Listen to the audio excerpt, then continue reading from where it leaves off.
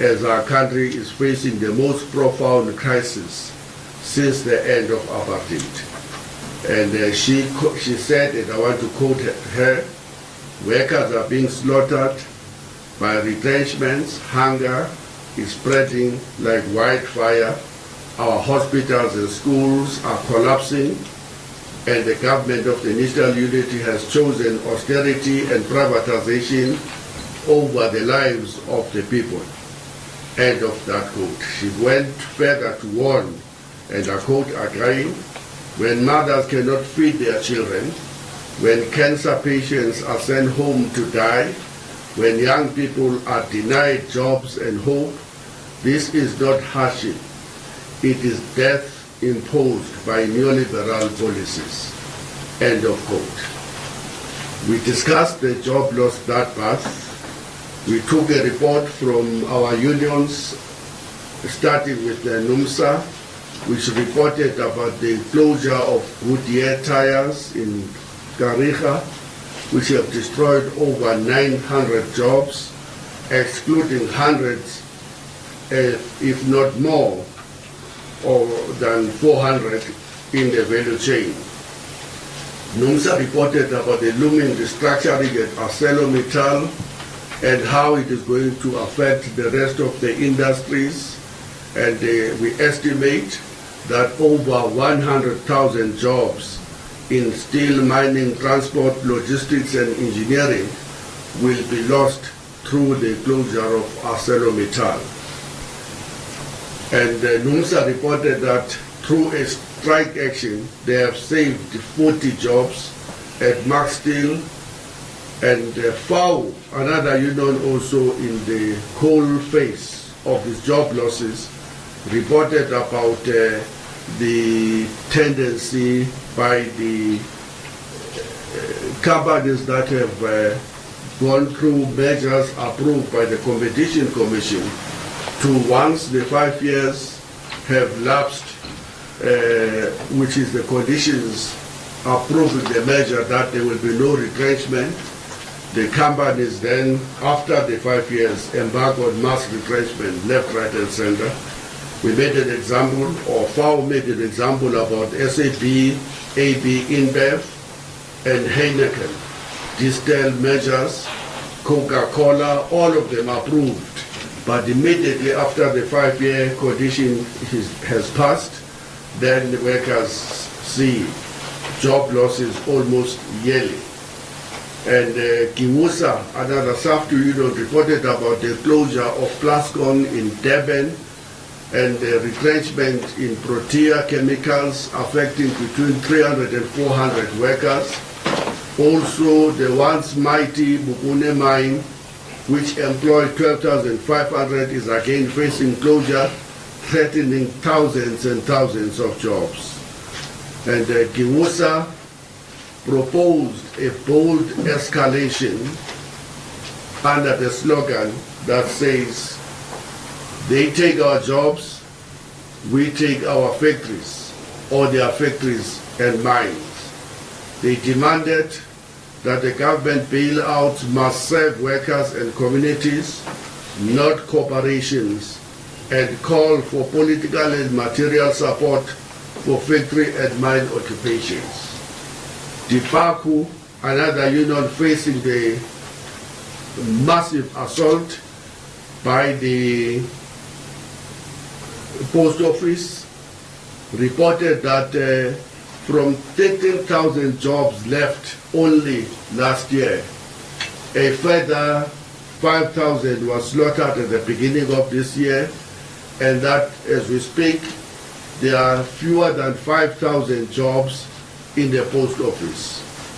More than 350 branches of post office have been closed, cutting working class communities off the basic services like pensions and postal services.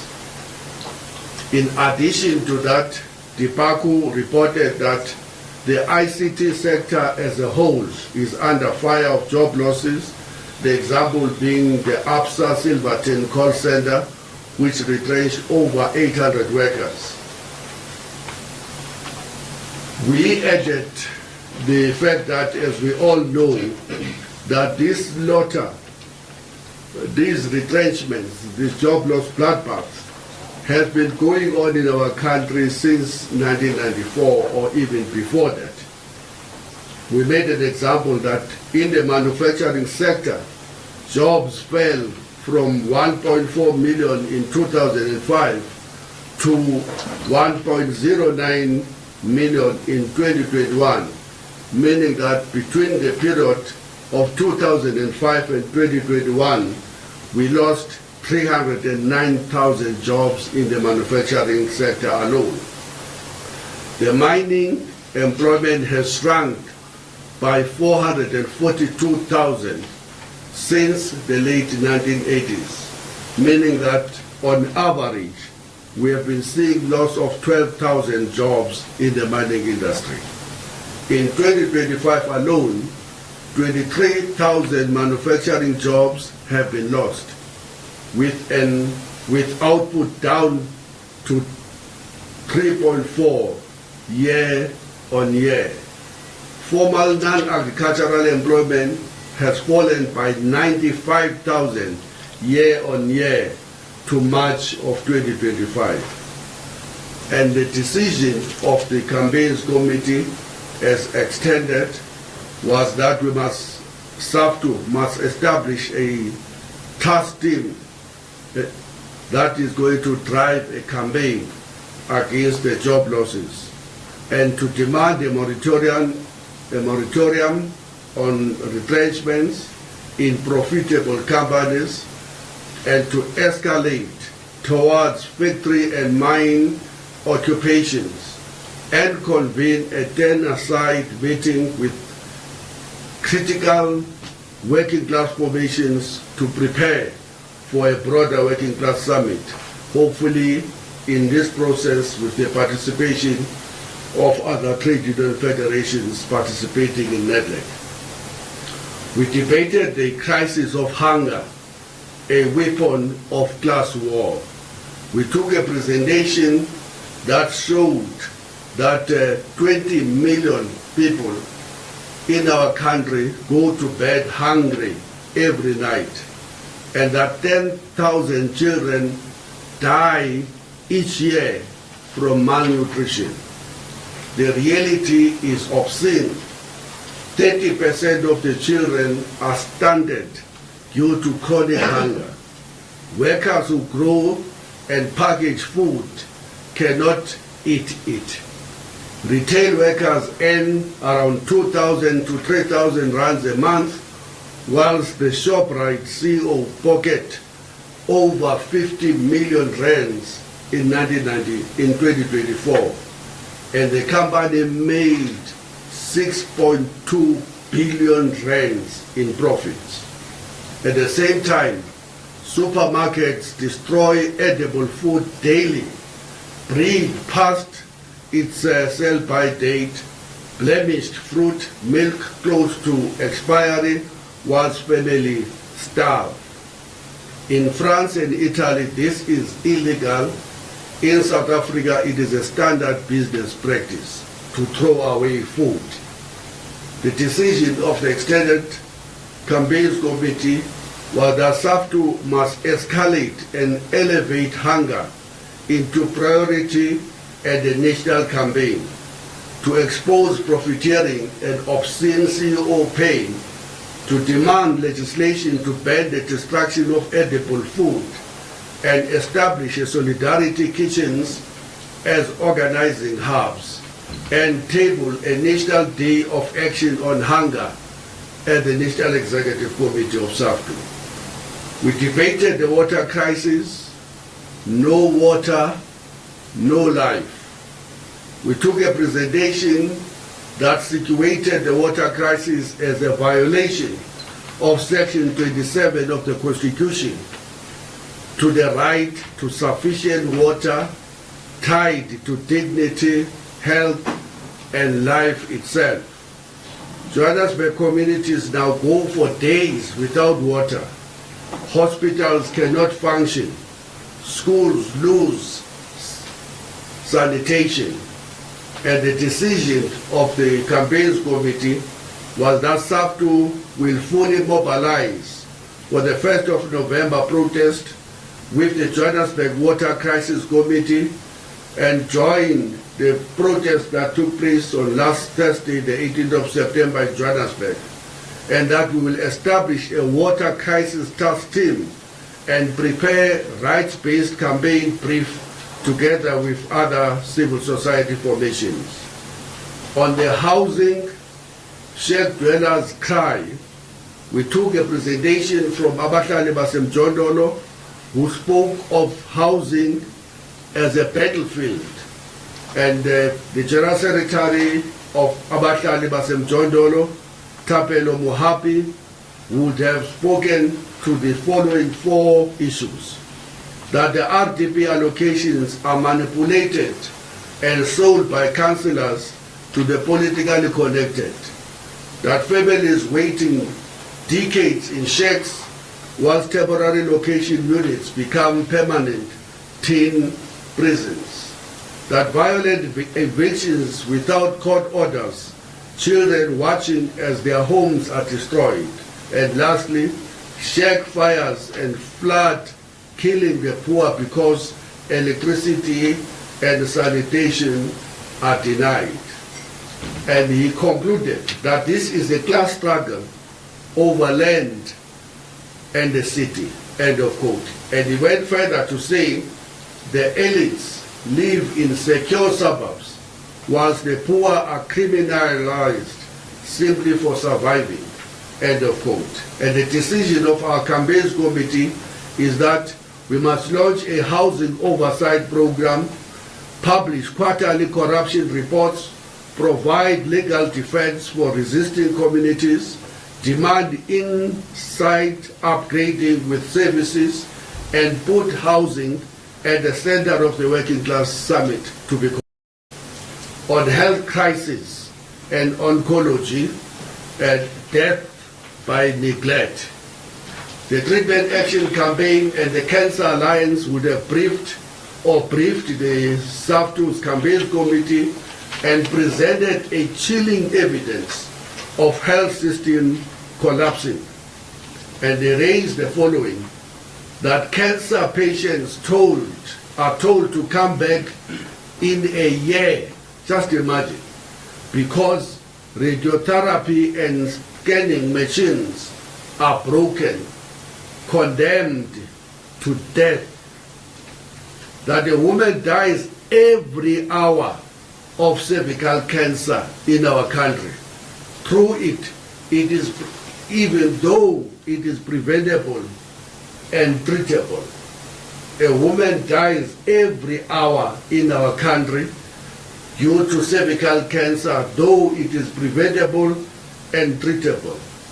That the Gauteng Department of Health spent 600 million rands on equipment, but without maintenance and without contracts to maintain, the machines remain non-functional.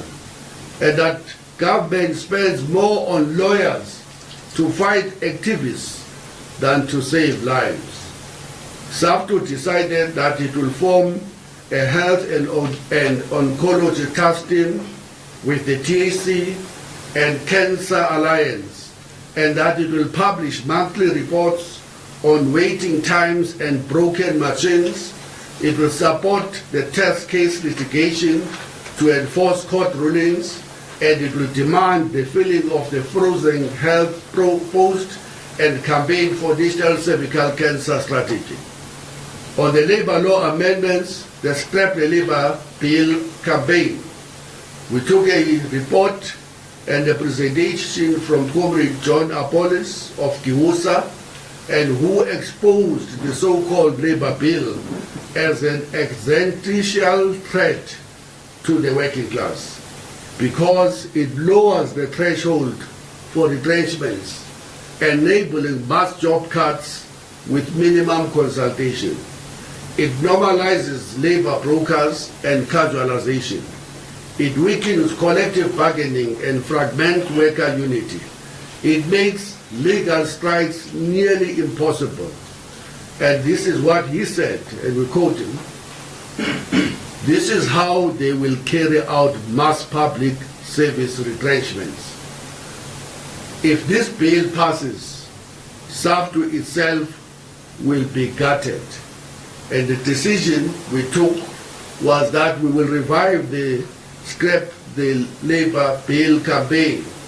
We will prepare plain language education materials, coordinate rolling protest in Parliament, in workplaces, and integrate this fight into the ongoing jobs campaign. On austerity, we took a presentation from Solima Lima, the General Secretary of NUPSU, and Dominic Brown, the economist of the AIDC, who demonstrated that over 200,000 public sector posts are frozen, that infrastructure investment has collapsed by nearly 40% since 2015, that debt service costs now exceed health, education, and policing combined, that real wages are cut whilst profit soar. An alternative exists, they insisted, that a wealth tax on top 1%, a financial transaction tax, stopping illicit financial flows, and redirecting the GEPF PIC funds away from capital bailouts into developmental investments. And the decision SAFTU took was that we must build a broad anti-austerity front to prepare a national mobilization plan against austerity and publish a revenue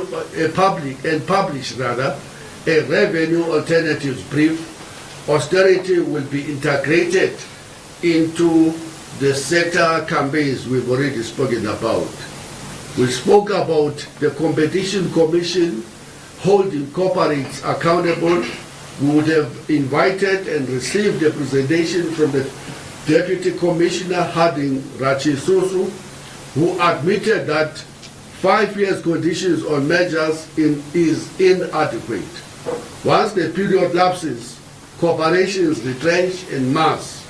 And the decision SAFTU took was that we will host a case preparation clinic with the Commission to combine sectoral dossiers beginning with food, beverages, steel, retail, logistics, and ICT, and campaigned for a 10-year non-retrenchment clauses, a mandatory local investment, and an independent compliance monitoring. So the consolidated program of SAFTU going forward is as follows. 1, we will establish a central task team against job losses to coordinate rapid responses, solidarity, legal strategies, and occupations of the factories and mines. 2, will elevate hunger, water, housing, health, and austerity into a national priority campaign.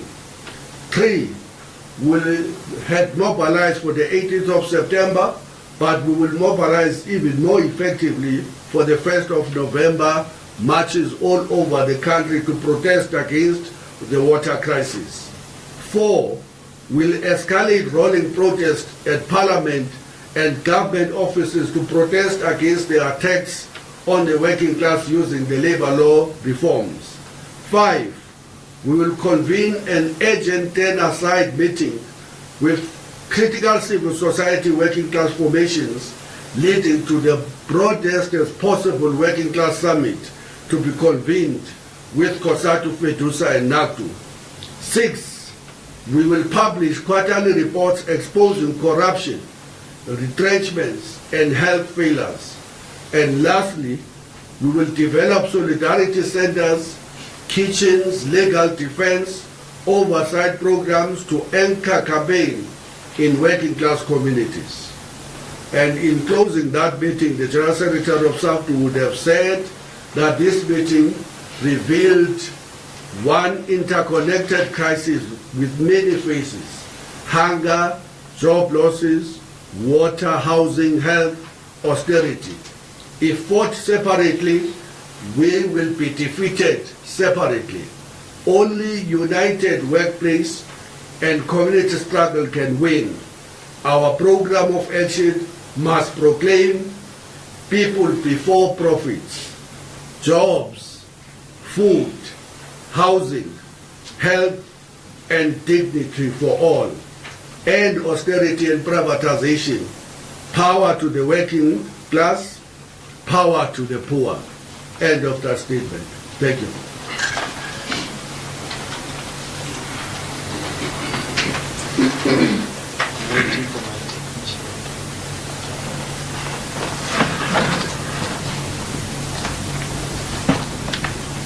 Okay, thank you very much, Comrade Manga and Comrade ZV. Now we'll open it up for questions put to the panel.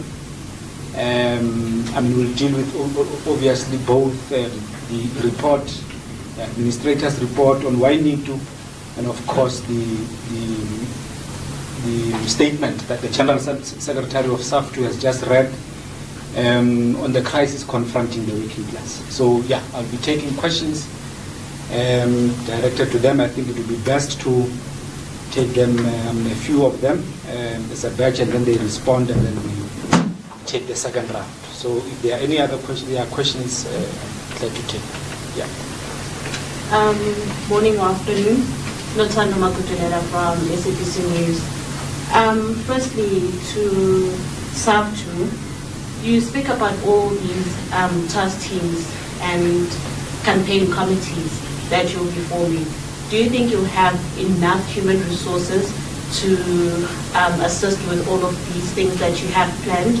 And also, how will you make sure that these your human resources are doing their job ethically? And also for YNITU, firstly, just a refresher, why was YNITU placed on under administration? What measures are put in place to ensure that financial misconduct is curbed? And how many members are you representing? Yeah. Okay. Thanks for that. Second question. I think we'll take each round will consist of 3 questions, so that they are not overwhelmed, but also the thing does not turn chaotic. Is there any other question, colleagues? Second round. Okay. Over to you. Let me start, and you will follow. Sure.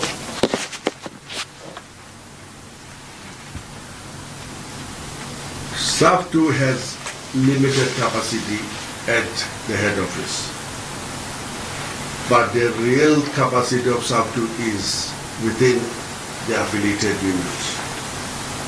We are convening the task team, which will be constituted by 2 members from each of the affiliated unions.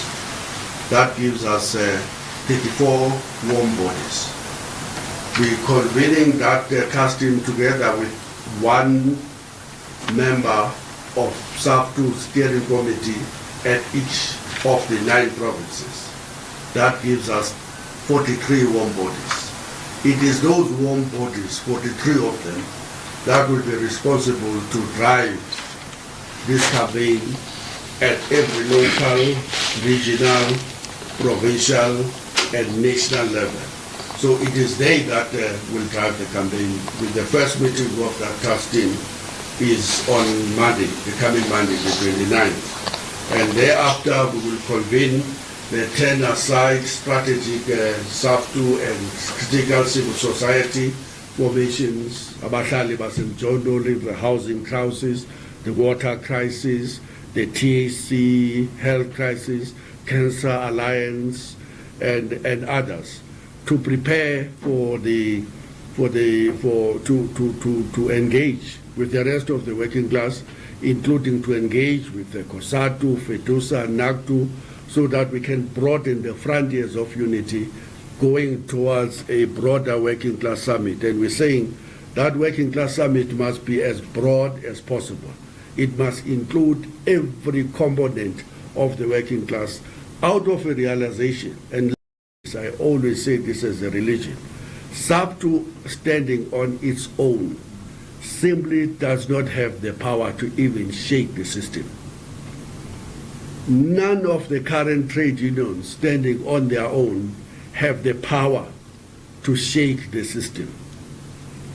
Even when combined, all of the trade unions in South Africa standing on their own simply have no power to shake the system.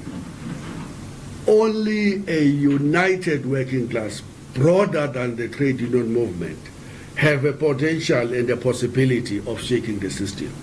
Only when we can unite the workplace struggles with the community struggles and make them a single working class response to austerity, crisis of capitalism, and the current carnage of job losses, healthcare crisis, water crisis, cancer crisis, criminality, you name them all, the crises we are facing. So that's why we're building afresh. And hopefully our members will believe in this unity that has become so critical for us to survive. So that's why we believe that if we embark on the program we've already announced, then we will succeed. About the YNITU question you asking? Just a refresher on why it was placed under administration. Oh, okay. Do you want to answer that, Lafan? Yeah. Thank you. Or any of you? The mic. The refresher would take us back to 2021, where there was a congress that was held by YNITU, which was not in compliance with the YNITU's constitution. So every after congress, the union must submit the resolutions of the congress to administrator. That's when the administrator intervened to say, but this congress was not consistent with the constitution, and that was ventilated in the Labour Court, and the court held that YNITU's leadership then was delinquent of their own constitution, and as a result the union was placed under administration. And then the measures in place to keep the financial mismanagement, firstly it's the administration itself, so that the administrator come up with reforms on financial flows within the organization, but also the rebuilding of the organization to ensure that even in the future the next leadership does not fall into the same trap of mismanaging fund and soliciting fund from the organization to their personal gains. And seated here, we can confirm that YNITU currently, members in good standing, we have around 9,000 members in good standing. Across the country. Across the country. Thanks. Can I just emphasize something? The union, unlike a stock firm, is a legal entity. It must be registered first in line with the Labour Relations Act. And the register, appointed to be an independent entity in the Department of Labour, must administer and monitor if all unions comply with the provisions of the Labour Relations Act. Every year, every union in South Africa must submit to the register its audited financial statement. Why? Because the register must satisfy himself or herself that the union does not abuse the subscriptions of the workers and divert it into the pockets of the leadership or in other activities that are not advancing the interest of the members of the union. So every year, the register demands audited statement from every union. Secondly, every year, the union must submit a report to show that it is still a living organ and that it convenes its congresses, its National Executive Committee, and all of its structures in line with the provisions of its constitution. Every year, the union must submit to the register a record to show who its leaders are and when and how they were elected, so that these leaders are then held accountable because they have a fiduciary responsibility to protect the resources of the union.